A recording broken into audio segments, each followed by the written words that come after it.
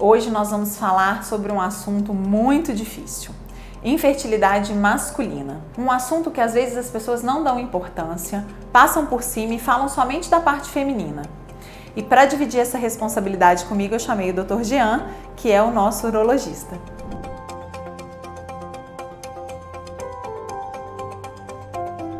Então nós vamos começar perguntando ao Dr. Jean quais são as principais causas de infertilidade masculina.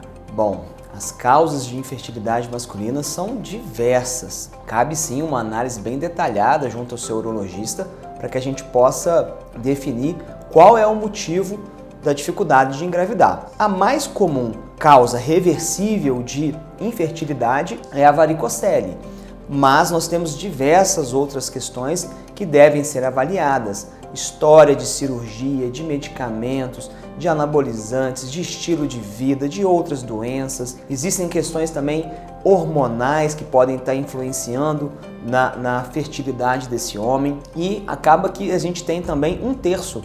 Depois de toda a investigação, a gente às vezes não consegue identificar uma causa para aquela infertilidade. Então, aqui a gente tem que ter em mente que existem várias questões que precisam ser investigadas e analisadas para que a gente possa chegar, sim, a um diagnóstico correto e otimizar as chances do casal em engravidar. E para fazer o diagnóstico de todas essas alterações, Jean, o que a gente faz e o que a gente solicita?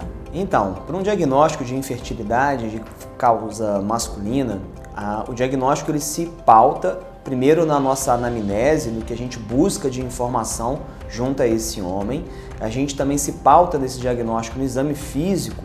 A gente pode detectar situações como uma falta dos ductos deferentes, a gente pode detectar uma atrofia importante dos testículos ou que eles estejam em posições alteradas. Então a gente começa a fazer esse diagnóstico, sim, com o exame de conversa, que é a nossa anamnese, o exame físico, e alguns exames complementares, como é o básico do nosso espermograma. Em algumas situações em que as alterações do espermatozoide vêm em pequena quantidade, ou alterações bastante relevantes, a gente pode lançar mão então de alguns exames hormonais e até mesmo genéticos nessa investigação.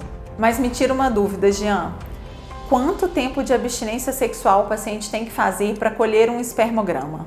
Isso é uma dúvida muito frequente, porque às vezes o paciente fica uma semana, 10 dias sem ter relação sexual para poder colher um espermograma. Isso é bacana? Normalmente a gente pede aí um intervalo de 3 a 7 dias de abstinência. Além disso, o fator emocional do homem na hora da coleta também pode influenciar no resultado desse espermograma. Caso ele venha com alguma alteração, é necessário um exame de contraprova para que a gente possa avaliar se esse resultado se mantém nos exames subsequentes desse espermograma. A gente avalia 3 grandes pontos dentro de um espermograma. Um deles é a quantidade de espermatozoide, é o que a gente fala de concentração espermática. Quando essa concentração vem abaixo do ideal, a gente chama de oligospermia. Em outras situações, a gente pode ter a quantidade de espermatozoide normal, mas a velocidade abaixo do ideal. E aí a gente dá o nome de astenospermia. A gente pode ter uma outra situação.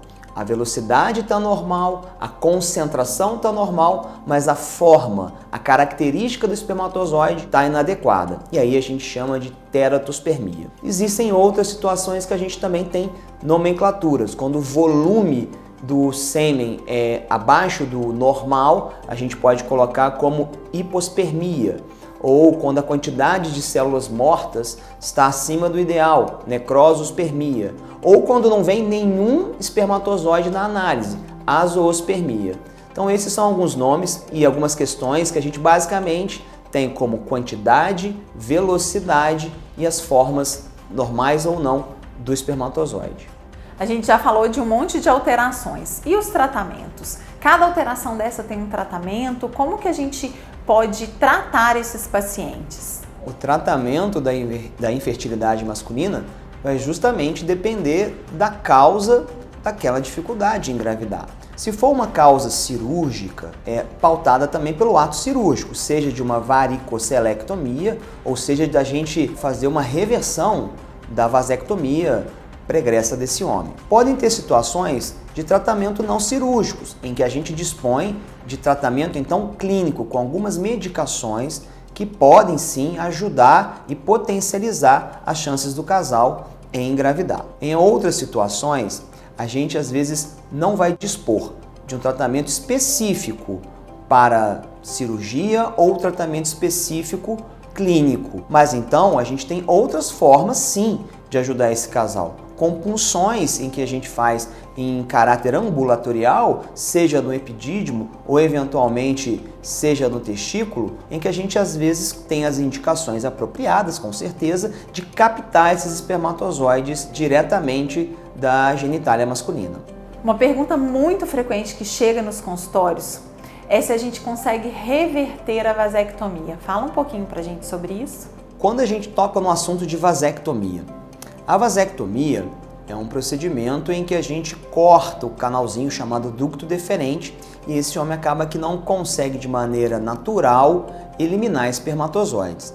Existe sim a cirurgia de reversão da vasectomia. Quanto mais cedo o homem eventualmente decide pela reversão, ou seja, quanto menos tempo ele tem de vasectomizado e quanto mais jovem for a parceira dele, melhores são os resultados dessa reversão em que se conseguir um bebê em casa. A reversão da vasectomia tem dois grandes objetivos. Um deles, que é óbvio, é a gente conseguir uma gravidez natural e um bebê em casa. Outro importante fator da reversão da vasectomia é a gente conseguir a patência desse caminho do espermatozoide. Por vezes, a gente às vezes não pode ter o sucesso que todos gostaríamos de um bebê em casa, mas a gente consegue com que o caminho se restabeleça e que um homem consegue naquele ejaculado eliminar espermatozoides. Isso favorece com que ele não precise de passar por procedimentos mais invasivos, mais agressivos, tanto no testículo ou, por exemplo, no epidídimo. Então, pessoal, falamos um pouquinho sobre infertilidade masculina, tentamos tirar algumas dúvidas. Eu quero agradecer ao Dr. Jean por ter vindo esclarecer todas essas dúvidas com a gente e quero convidar vocês a curtir o nosso vídeo e compartilhar, porque principalmente sobre infertilidade masculina nós precisamos espalhar muita informação. Nós nos vemos no próximo vídeo então.